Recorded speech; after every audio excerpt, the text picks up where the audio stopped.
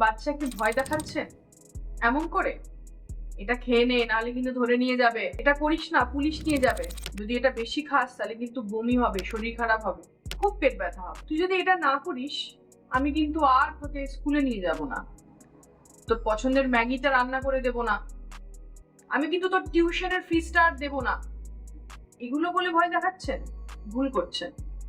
অবশ্যই বাচ্চাকে ভয় দেখাবেন বা বাচ্চাকে এমন ভাবেই কোনো কথা বলবেন যেটাতে ও ওর বিহেভিয়ার চেঞ্জ করে, কিন্তু এমন কোনো ভাবে ভয় দেখাবেন না বা এমন কোনো কথা বলবেন না যেটাতে ওর মানসিক স্বাস্থ্যের ওপর তার এফেক্ট পড়ে।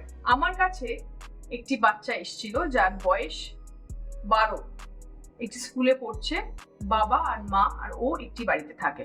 বাবা আর মায়ের ভিতরে খুব একটা ভালো সম্পর্ক নেই, ডিরেক্ট কন্ট্যাক্ট নেই বললেই চলে, তারা ইনডিরেক্ট ওয়েতে সুইচ বোর্ড কমিউনিকেশন করেন থ্রু বাচ্চা। এবং বাচ্চা যদি দুষ্টুমি করে বা বাচ্চা যদি কোনো কথা না শোনে, বাবা বলেন যে তোর পড়ার ফিজ আমি দেব না, বা মা বলেন তোকে আজকে রান্না করে দেব না। এই ভয় তার মনে বিভিন্ন মানসিক সমস্যার সৃষ্টি করেছে।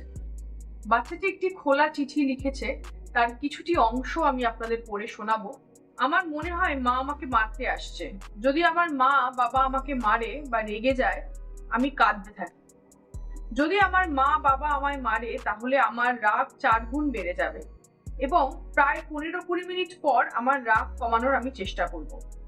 আমার বাবা যদি আমার সাথে কথা না বলে আমার ভয় লাগে, যদি স্কুলে না নিয়ে যায় বা পড়তে না নিয়ে আসে বা স্কুলে যাওয়া আসা পড়াশোনা যদি বন্ধ করে দেয়, মা যদি রান্না করা বন্ধ করে দেয়, আমি তখন একা আছি বলে মনে হয়। বুঝতে পারছেন বাচ্চাটির মনে কিরকম ভাবে মানসিক একটি এফেক্ট পড়েছে? এই ভয় দেখানোগুলো কিন্তু আপনাদের কাছে ভয় দেখানো, হয়তো পরক্ষণেই আপনি ভুলে যাচ্ছেন, আপনি ভাবছেন বাচ্চাটি তো কাজটা হাসিল করে নিল বা বাচ্চাটি খেয়ে নিল, পড়াশোনা করতে বসলো, মোবাইলটা ফেলে রেখে দিল বা হয়তো সঠিকভাবে সঠিক বিহেভিয়ার করলো, কিন্তু ওর মনে এই আপনার এই ভয় দেখানোর জন্য যে মানসিক অসুবিধাগুলো তৈরি হলো তার ইফেক্ট কিন্তু লং লাস্টিং।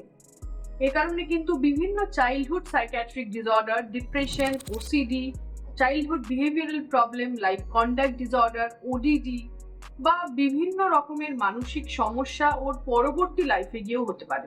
তাই বাবা মারা সাবধান হন এবং বাচ্চাকে যখন আপনি শাসন করছেন তখন এমন কোনো নেগেটিভ কমেন্ট করবেন না, নেগেটিভ ভয় দেখাবেন না, এমন ভাবেই কথা বলুন যেটা একটি সদর্থক মানে আছে এবং তাকে তার পজিটিভ কনসিকুয়েন্সটা বোঝান। ধন্যবাদ।